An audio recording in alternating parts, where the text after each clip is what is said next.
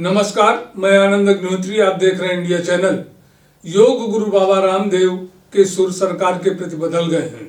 दरअसल सरकार ने पतंजलि के कुछ प्रोडक्टों पर रोक लगा दी है, जिसके कारण यह बदलाव नजर आ रहा है। बाबा रामदेव ने कहा कि न हिंदू खतरे में है, न मुसलमान खतरे में है, हमारा बचपन खतरे में है, हमारा वर्तमान खतरे में है, हमारा भविष्य खतरे में है। देखिए बाबा क्या समझा रहे हैं।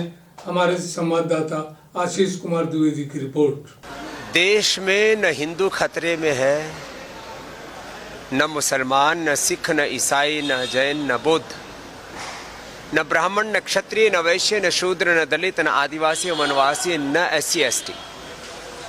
देश में खतरे में है देश का बचपन, देश की जवानी, देश का वर्तमान और देश का भविष्य, देश की प्रकृति, देश की संस्कृति और सभ्यता, देश की अखंडता और संप्रभुता।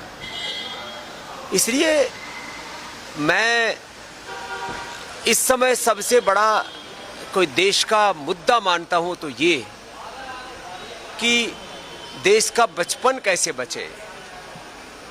कुछ लोग देश का बचपन का इस्तेमाल कर रहे हैं आंदोलन में। यदि देश का बच्चा जो भी प्राइमरी स्कूल में पढ़ रहा है, आप उसको आंदोलन में धकेल देंगे तो बच्चे पढ़ेगा कब? उसको पता ही नहीं कि आंदोलन क्या होता है।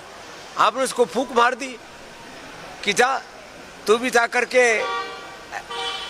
थाने का घेराव कर ले, तू भी सड़क पे उतर जा, तू भी ADM और DM का घेराव कर ले। छोटे बच्चों को आंदोलनों में नहीं धकेलना चाहिए। पूरी दुनिया में कहीं नहीं होता आंदोलन। ये अभिभावकों का उत्तरदायित्व है बच्चों के लिए। और जब बच्चे एडल्ट हो जाते हैं तब उनको अपने अधिकारों के लिए संघर्ष करना चाहिए और अपने कर्तव्यों के पालन के लिए भी प्रतिबद्धता उनके अंदर बढ़नी चाहिए।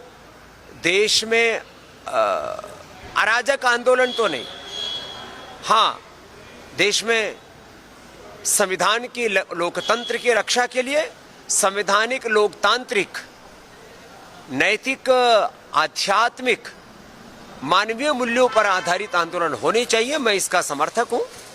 आंदोलन के नाम पर अनारकी, अराजकता भी नहीं होनी चाहिए और बच्चों का आंदोलन में इस्तेमाल नहीं होना चाहिए। हाँ इतना जरूर है कि देश की शिक्षा की, चिकित्सा की सही दिशा होनी चाहिए और देश की शिक्षा चिकित्सा व्यवस्था को लेकर के बहुत गहरे प्रश्न हैं, उनका समाधान होना चाहिए। और ये मैं मानता हूं कि इसमें सरकारों का भी बहुत बड़ा उत्तरदायित्व है, लेकिन इसमें यह भी मानता हूं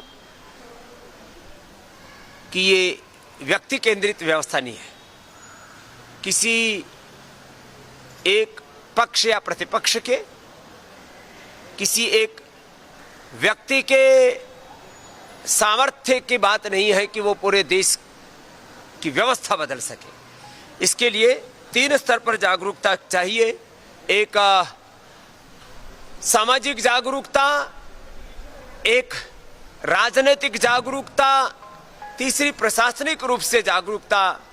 जो लोग बड़े उत्तरदायित्वों में हैं उन सबको सामूहिक रूप से समझना होगा कि इस देश के सामने जितने भी बड़े प्रश्न हैं, बच्चों को लेकर के, युवाओं को लेकर के, नौकरियों को लेकर के, देश के भविष्य को लेकर के, प्रकृति पर्यावरण को लेकर के, सभी दिशाओं से देश को उन्नत बनाने के लिए सभी लोगों को पुरुषार्थ करना पड़ेगा।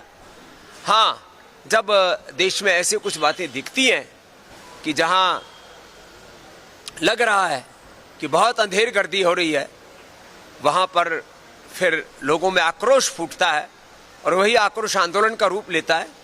और मैंने कहा मैं आंदोलन में भी अनारकी, अराजकता का समर्थक नहीं हूं, लेकिन शांतिपूर्ण आंदोलनों से तो देश की को आज़ादी भी मिली और जब भी देश में आवश्यकता होती है तब लोकतांत्रिक, संवैधानिक तरीके से आंदोलनों का हमारा संविधान ही हमें अधिकार देता है।